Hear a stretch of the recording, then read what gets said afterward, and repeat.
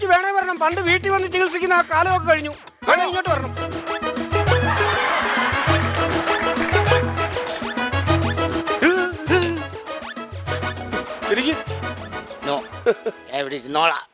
എന്താ വന്നത്? ഡോക്ടറെ കാണാൻ വന്ന.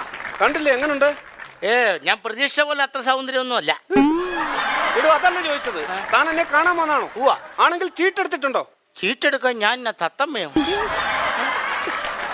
അതല്ല, ഈ ടിക്കറ്റ് എടുത്തിട്ടുണ്ടോന്നാ ചോദിച്ചത്. 2 രൂപ കൊടുത്തപ്പോ. അത് വേണം. ചുമ്മാ ചന്തയെ ചാടി പോകുന്ന പോലെ ഇങ്ങോട്ട് വന്നാൽ എന്നെ കാണാൻ പറ്റത്തില്ല. ടിക്കറ്റ് എടുത്തോ. ടിക്കറ്റ് വേണം.